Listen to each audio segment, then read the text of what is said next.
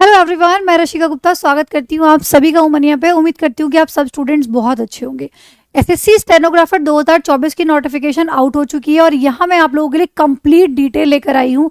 हर एक चीज़ के बारे में बात करेंगे कि क्या क्या इस एग्ज़ाम को लेकर होता है, क्या आपकी वैकेंसी कितनी है, सैलरी कितनी होती है, इसमें सिलेबस क्या है, एज लिमिट क्या है, सिलेक्शन प्रोसेस क्या होता है, यहाँ तक कि कट ऑफ क्या आपकी रहती है। पूरी कंप्लीट डिटेल्स के साथ ये आप लोगों की वीडियो आई है जिसमें आप लोगों को सारी चीज़ों का समस्या का समाधान कहीं ना कहीं मिल जाएगा। आप लोगों को ये फॉर्म भरना है या नहीं भरना है, सीजीएल वाले को भरना चाहिए या भरना नहीं चाहिए, 12th पास वाले जो बच्चे हैं ऑब्वियसली वो इस फॉर्म को भर सकते हैं। अभी सारी डिटेल्स के बारे में बात करेंगे। तो आइए स्टार्ट करते हैं वीडियो और कंप्लीट डिटेल लेते हैं इस वीडियो के जरिए। देखो, एसएससी स्टेनोग्राफर 2024 का मैं सबसे पहले बेटा अगर आप लोगों की क्वालिफिकेशन की यहाँ पे बात करूँ तो 12वीं पास जो बच्चे होते हैं, 12th पास, वो इस फॉर्म को भर सकते हैं। बहुत ही अच्छा एग्ज़ाम होता है ये उन स्टूडेंट्स के लिए जिनको स्टेनोग्राफी आती है। इसके लिए आपको स्टेनोग्राफी मतलब शॉर्ट हैंड आना बहुत ज़रूरी है। अगर आप लोगों को स्टेनोग्राफी नहीं आती है तो आप फॉर्म तो फिल कर सकते हो। ऐसा नहीं है कि जो जिन बच्चों को स्टेनोग्राफी नहीं आती वो फॉर्म ही फिल नहीं कर सकते। फॉर्म जिन्होंने भी 12th पास किया है वो सारे बच्चे फॉर्म फिल कर सकते हैं। लेकिन अगर आपको स्टेनोग्राफी नहीं आती है तो फॉर्म फिल करने का कोई फ़ायदा नहीं है, क्योंकि फिर आप लास्ट में आउट हो जाओगे। क्योंकि इसमें स्किल टेस्ट होता है आपका रिटर्न एग्जाम के बाद, उसमें आपको स्टेनोग्राफी क्लियर करनी होती है। तो आप लोगों को स्टेनोग्राफी आना ज़रूरी है। तो क्या मैम अगर हमें स्टेनोग्राफी नहीं आती है हमें ये फॉर्म भरना चाहिए या नहीं भरना चाहिए?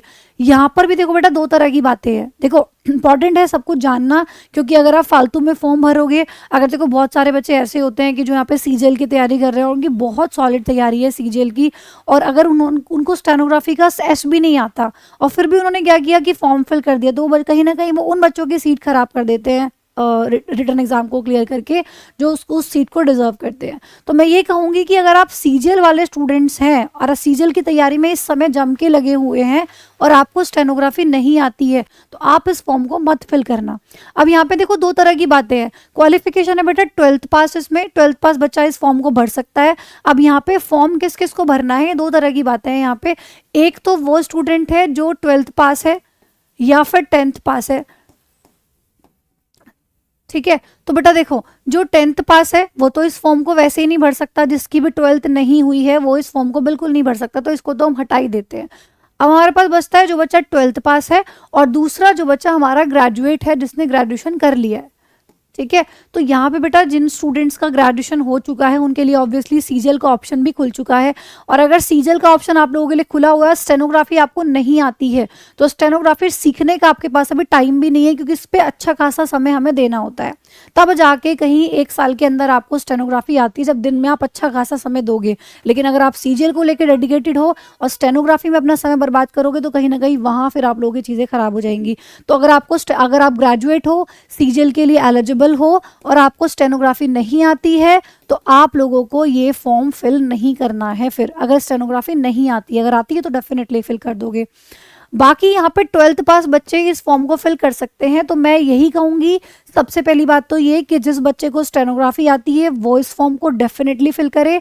और दूसरी बात ये कि जो बच्चा 12th पास है लेकिन अभी ग्रेजुएशन नहीं हुआ है, सीजीएल डाल ही नहीं सकता और उसको स्टेनोग्राफी भी नहीं आती, मान लीजिए आप 12th पास हैं और आप लोगों को स्टेनो नहीं आता, तो आप इस फॉर्म को डालिए। क्योंकि यहाँ पर आपको सीजीएल पे फोकस तो करना नहीं है कि भाई मुझे मैथ्स भी पढ़नी है, मुझे यहाँ पे रीजनिंग भी पढ़नी है। आप सिर्फ एक एग्जाम पे फोकस कर रहे हो, अपना स्टेनो पे।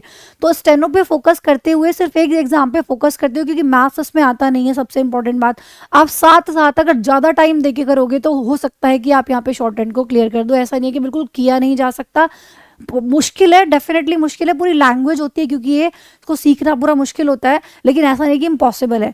तो अगर आप साथ में किसी और एग्जाम को टारगेट कर रहे हो तो मत फिल करो, और अगर आप इसी पर्टिकुलर एग्जाम को टारगेट कर रहे हो तो डेफिनेटली आप इस एग्जाम को फॉर्म को जरूर से फिल करेंगे। तो ये दो बातें हैं, इन दो बातों का आपको ध्यान रखना है। 12th पास बच्चा वैसे इस फॉर्म को फिल कर सकता है, ठीक है।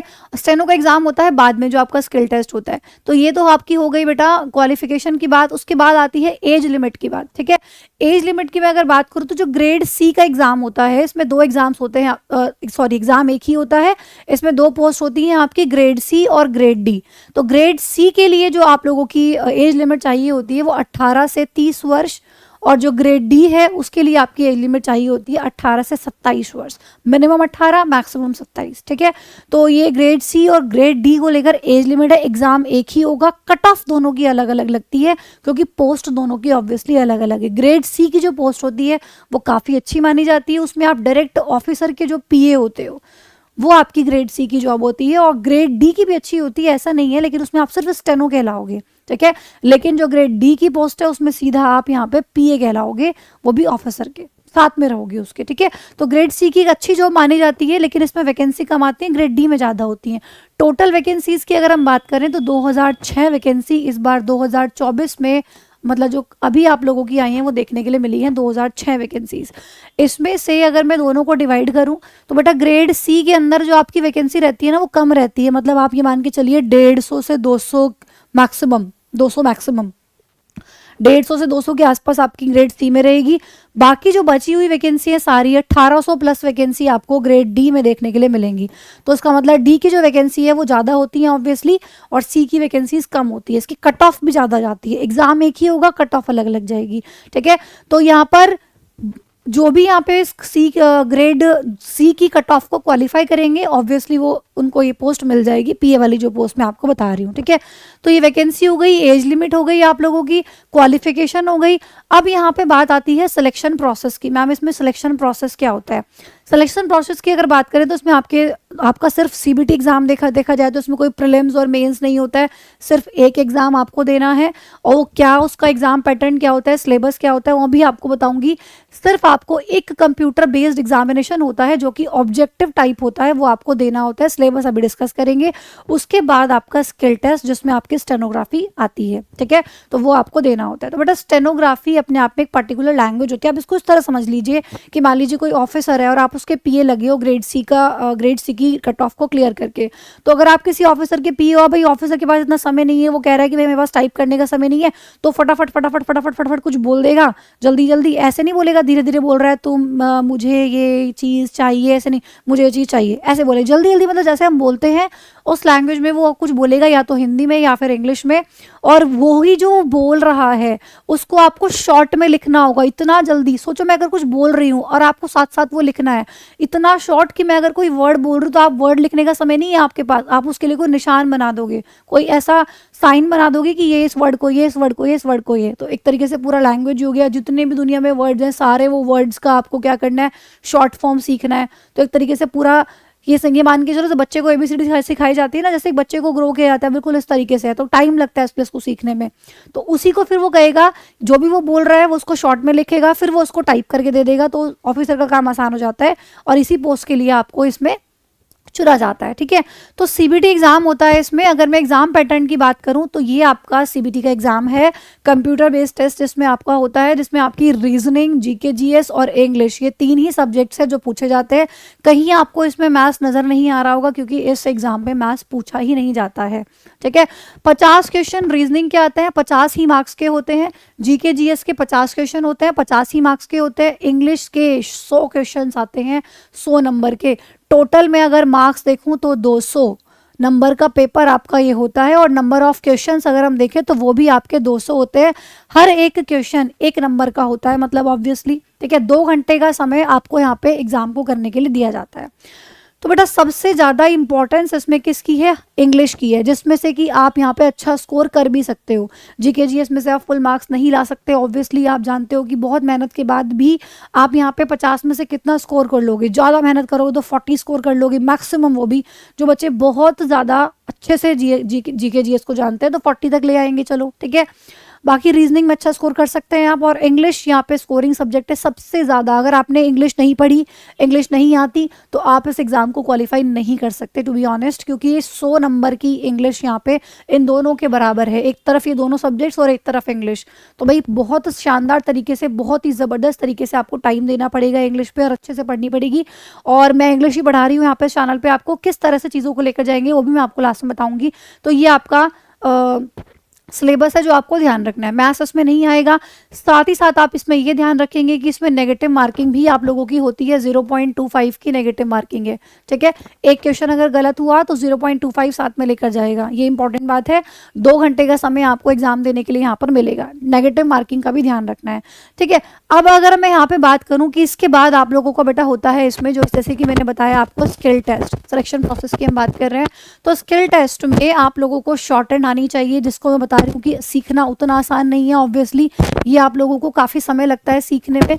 और इसी के लिए मैं आप लोगों को एक बार दिखाना चाहूँगी कि इसमें अच्छी खासी स्पीड जो है ना, देखो आपकी मांगी जाती है। अगर मैं यहाँ पे एक सेकेंड, देखो अगर मैं यहाँ पे बेटा बात करूँ ग्रेड सी के लिए, तो 100 वर्ड्स पर मिनट की स्पीड आपको इसमें चाहिए होती है, 100 वर्ड पर मिनट की स्पीड स्टेनोग्राफर ग्रेड सी के लिए। और अगर डी की बात की जाए तो 80 की स्पीड आपको चाहिए होती है, ठीक है। तो अच्छी खासी मतलब आप लोगों को यहाँ पे स्पीड चाहिए होती है, और कहीं ना कहीं वो स्पीड आप लोगों की आती है बहुत ज़्यादा प्रैक्टिस के बाद। तो अगर आप किसी और एग्ज़ाम में भी इन्वॉल्व हैं तो कहीं ना कहीं स्टेनोग्राफी सीखना डेफिनेटली बहुत मुश्किल है। तो आप अगर सिर्फ और सिर्फ इस एग्ज़ाम को टारगेट कर रहे हैं तो बिल्कुल आप इसमें स्टेनोग्राफी सीख के इस फॉर्म को भर सकते हैं। फालतू मतलब भीड़ मत इकट्ठी करना, बाकी बच्चों का कहीं ना कहीं डेफिनेटली नुकसान होता है इससे। तो अगर आप किसी और एग्जाम में इन्वॉल्व हैं तो फॉर्म मत फिल कीजिएगा, ठीक है। कट ऑफ की अगर बात की जाए, एग्जाम एक ही होता है लेकिन सी की और डी की कट ऑफ अलग अलग लगती है, और कट ऑफ में डिफरेंस भी रहता है, ठीक है। जैसे मान लीजिए ग्रेड सी की अगर कट ऑफ है, एक एग्जाम्पल हमने सेट किया है, मान लीजिए 145 से 150 के बीच में, 146 147 समथिंग कुछ इसकी कट ऑफ रहने वाली है, इसके आसपास ही लगभग रहेगी। तो ग्रेड सी की जो कट ऑफ है मान लीजिए वो उसके बीच में है, तो ग्रेड डी की जो कट ऑफ है वो आपको 130 से 135 के बीच में मिलेगी। तो मान के चलिए कि 10 से 15 नंबर का डिफरेंस भी यहाँ पे आपको देखने के लिए मिलेगा सी और डी की कट ऑफ में। एग्जाम एक ही होगा, कट ऑफ अलग अलग लगेगी। मान लीजिए आपने सी की कट ऑफ क्लियर कर दी तो आप सी के लिए एलिजिबल हो जाओगे, और अगर आप सी की कट ऑफ क्लियर नहीं कर पाए और डी की कट ऑफ को क्लियर किया है तो ये वाला ऑप्शन पहले ही खत्म हो गया। अगर आपने इसकी कट ऑफ को क्लियर कर दिया फिर आपकी बात अटक जाएगी स्किल टेस्ट पे, स्पीड पर, ठीक है। अगर आपने इसकी स्पीड को फॉलो किया तो ये जॉब आपको मिल जाएगी। इस तरीके से होता है, ठीक है। तो ये कट ऑफ की डिटेल मैंने आपको दे दी है, सिलेबस आपको पूरा बता दिया है, और क्या सिलेक्शन प्रोसेस होता है ये मैंने आपको बता दिया। सीबीटी एग्जाम है, स्किल टेस्ट है, और इसमें किस तरह की नौकरी आपको मिलती है। जो ग्रेड सी वाले बच्चे हैं, जो ग्रेड सी को क्वालिफाई करेंगे वो पीए रहेंगे आपके ऑफिसर के, और जो ग्रेड डी है वो भी अच्छी पोस्ट होती है, डेफिनेटली आपकी मिनिस्ट्रीज में लगती है ये जो जॉब होती है। और मिनिस्ट्रीज आप देखते हो कि जनरली दिल्ली में है, तो ज़्यादातर आप देखोगे कि जैसे स्टेनोग्राफर के जो स्टूडेंट्स होते हैं जो सिलेक्ट होते हैं उनको दिल्ली में ही यहाँ पे पोस्टिंग मिलती है मैक्सिमम को, ठीक है। तो यहाँ पे बहुत अच्छी जॉब है। सबसे पहली बात है कि आपको दिल्ली में रहने का मौका मिलेगा, कहीं बहुत दूर भी नहीं जाना है, लोकेशन ऐसी भी नहीं है कि कहीं बहुत दूर डाल दिया, दिल्ली की जॉब है। बस इसके लिए इम्पोर्टेंट है स्टेनोग्राफी आना, स्टेनोग्राफी आपको आनी चाहिए, और सबसे इम्पोर्टेंट बात है यहाँ पे कि इंग्लिश स्ट्रांग होना चाहिए। इंग्लिश का इसमें बहुत बड़ा इंपॉर्टेंट रोल है, और वो कहीं ना कहीं इसीलिए भी है, क्यों है आप समझ रहे हो। इसमें जो ये 100 नंबर की इंग्लिश आ रही है, इंग्लिश की इंपॉर्टेंस को इतना बढ़ा दिया गया है बेटा, वो स्टेनोग्राफी की वजह से ही। तो मैंने आपको क्या बताया कि जो ऑफिसर है वो कुछ कुछ बोलेगा, आपको वो अपनी लैंग्वेज में लिखना है, उसी को हम शॉर्ट हैंड कहते हैं। मान लीजिए वो इंग्लिश में बोल रहा है, अब अगर इंग्लिश में कुछ बोल रहा है तो फटाफट से आपको वो लिखना पड़ेगा, तो उसके लिए इंग्लिश आपको आनी भी चाहिए। इसीलिए यहाँ पे इंग्लिश की इंपॉर्टेंस को बढ़ाया गया है। ऑब्वियसली 100 नंबर की इंग्लिश यहाँ पे रखी है 100 क्वेश्चंस के साथ। तो बेटा यहाँ पर इस चैनल पे आप लोगों की इंग्लिश की क्लासेस जो चल रही हैं, मैं आपको एक बार बता देती हूँ, वो सुबह 9 बजे चल रही है, जिसमें हम बहुत ही शानदार तरीके से इंग्लिश को पढ़ते हैं। सुबह 9 बजे हमारा चल रहा है वोकैब पिटारा सीरीज, वोकैब पिटारा। इसमें सुबह सुबह 9 बजे हमारा पिटारा खुलता है, और बहुत सारे अच्छे अच्छे वर्ड्स हम इसमें से पढ़ते हैं नए नए कॉन्सेप्ट्स के साथ, ठीक है। एक बार पढ़ के देखिएगा, बहुत आपको अच्छा लगेगा। उसके बाद हमारी जो क्लास होती है इंग्लिश की वो 3 बजे होती है, और इस 3 बजे की क्लास में हम एमटीएस और स्टेनो दोनों एग्जाम्स को टारगेट करते हुए हमारी सीरीज चल रही है। इसमें 40 दिन 40 मैराथन, इस सीरीज को आप पढ़कर देखिएगा। एसएससी स्टेनो में आप लोगों को ये बहुत मदद करेगी, क्योंकि इसमें हम टॉपिक वाइज पढ़ रहे हैं, चीज़ों को टॉपिक वाइज प्रैक्टिस कर रहे हैं। नाउन के ज़बरदस्त क्वेश्चंस के साथ कॉन्सेप्ट को समझते हुए प्रैक्टिस, नाउन के, एडजेक्टिव के, एडवर्ब के, इस तरीके से। तो 2 टाइमिंग्स हैं जो इंग्लिश को लेके आपको ध्यान रखनी है। इतना ही नहीं, और भी आप लोगों की ई बुक्स वगैरह मैंने आपको प्रोवाइड कराई हैं।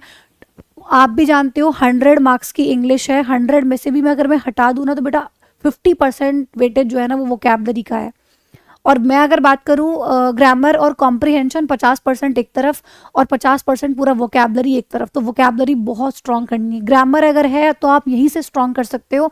100 गोल्डन कॉन्सेप्ट्स ऑफ ग्रामर की ई बुक बिल्कुल फ्री ऑफ कॉस्ट आपको वुमनिया एप्लीकेशन पे मैंने प्रोवाइड कराई है। इसको पढ़ के देखिए, पूरी ग्रामर का रिविजन अच्छे से हो सकता है इसका आपका। उसी के साथ साथ टॉप 500 सिनोनियम्स की ई बुक आपको प्रोवाइड कराई है और इसी के साथ साथ टॉप 500 एंटोनियम्स की ई बुक भी आपको दे दी है और बहुत जल्द वन वर्ड और ईडियम की भी मिल जाएगी। तो कंप्लीट वोकैबलरी का सॉल्यूशन है। एक बार मैं आपको दिखाना चाहूंगी कि किस तरह की बुक हमारी यहाँ पर है। ये देखिएगा, ये देखिए, ये आपकी सिनोनियम्स की भी दे दी है मैंने आपको और एंटोनियम्स की भी दे दी है। ये आपकी एंटोनियम की बुक है, ठीक है, ये आपकी एंटोनियम्स की बुक है, टॉप 500 एंटोनियम्स की बुक है। इसमें एक बार आप देखिएगा कितने अच्छे से चीज़ों को जो है ना एक्सप्लेन किया गया है। जैसे यहाँ पर ये देख रहे हो आप, अक्लेम्ड वर्ड है, इस अक्लेम्ड वर्ड का आप लोगों से एंटोनियम पूछा गया था। तो यहाँ पर देखिए जो क्वेश्चन पूछा गया है उसको रेड कलर से, जो आंसर है उसको ग्रीन कलर से। और इतना ही नहीं, अगर आप यहाँ पे ध्यान से देखोगे हर एक वर्ड का बहुत डीप एक्सप्लेनेशन आपको दिया गया है। मान लीजिए क्लेम्ड वर्ड है, इसकी पार्ट ऑफ स्पीच क्या है, इसका इंग्लिश मीनिंग क्या है। हिंदी मीडियम वाले जो स्टूडेंट्स हैं उनके लिए हिंदी मीनिंग में लिखा गया है कि अगर किसी को इंग्लिश में नहीं समझ आ रहा तो वो हिंदी में समझ ले।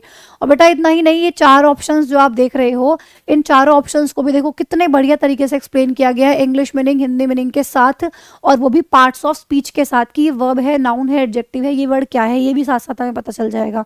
तो ऐसे एक क्वेश्चन में नहीं, आप कोई सा भी क्वेश्चन उठा लीजिए, 500 एंटोनियम्स हैं इसमें और 500 इंटू 4, क्योंकि हर एक ऑप्शन को भी अच्छे से बहुत क्लियर किया है। तो ये कहीं ना कहीं 2000 प्लस वर्ड्स की बुक है आपकी, जिसमें बहुत वाइड एक्सप्लेनेशन है, वो भी बिल्कुल फ्री में आपको वुमनी ऐप पर मिल जाएगी। तो इसको वुमनी ऐप को डाउनलोड करके इस बुक को आप एक बार जरूर से पढ़िएगा। देखो कितने अच्छे तरीके से चीज़ों को एक्सप्लेन किया गया है हिंदी मीनिंग इंग्लिश मीनिंग के साथ। और इसी तरीके से आपकी जो सुबह की क्लासेज है 9 बजे वाली जो क्लास है वो भी बहुत शानदार तरीके से चल रही है। उसमें भी हम नई नई कॉन्सेप्ट नई नई चीज़ों को पढ़ रहे हैं। मंडे से उसमें आपका टॉप 200 वन वर्ड सब्स्टिट्यूशन की सीरीज भी स्टार्ट होने जा रही है।